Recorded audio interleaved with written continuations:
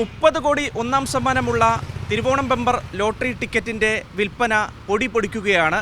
നാം നിൽക്കുന്ന തിരുവനന്തപുരം ജില്ലയിൽ പോലും ടിക്കറ്റ് വിൽപ്പന യഥേഷ്ടം തകർക്കുന്നു എന്നുള്ളതാണ് സൂചിപ്പിക്കാൻ കഴിയുന്ന ഏറ്റവും പ്രധാനപ്പെട്ട വിവരം.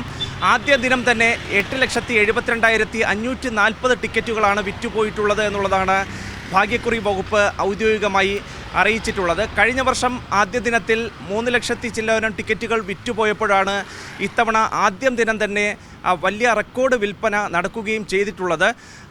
നറുക്കെടുപ്പ് സെപ്റ്റംബർ 26-ന് നടക്കുമെന്നുള്ള കാര്യവും അറിയിച്ചിട്ടുണ്ട്.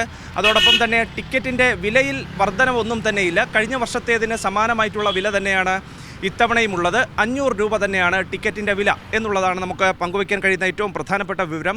കഴിഞ്ഞ വർഷം ആദ്യ ദിനത്തിൽ 3,17,850 ടിക്കറ്റുകൾ വിറ്റഴിഞ്ഞപ്പോൾ ഇക്കുറി അത് 8.25 ലക്ഷത്തിലധികം ടിക്കറ്റുകളായി എന്നുള്ളതാണ് വലിയ പ്രധാനപ്പെട്ട നേട്ടമായി പങ്കുവയ്ക്കാൻ കഴിയുന്ന വിവരം. ഇതുമായി താരതമ്യം ചെയ്യുമ്പോൾ ഇത്തവണ ആദ്യ ദിനത്തിൽ തന്നെ 5,54,690 ടിക്കറ്റുകളുടെ വർധന രേഖപ്പെടുത്തുകയും ചെയ്തിട്ടുണ്ട്.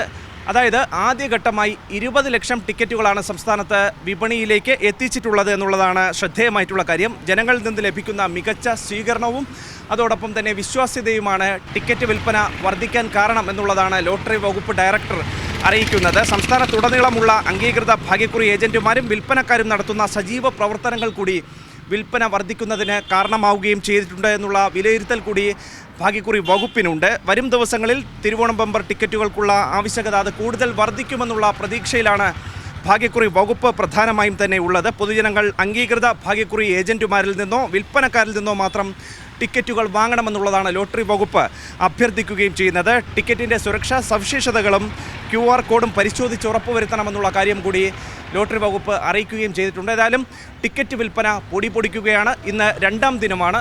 ഇന്ന് എത്രത്തോളം ടിക്കറ്റുകൾ വിറ്റഴിക്കപ്പെട്ടു എന്നുള്ള കണക്ക് സ്വാഭാവികമായും വൈകിട്ടോടുകൂടി തന്നെ വരും.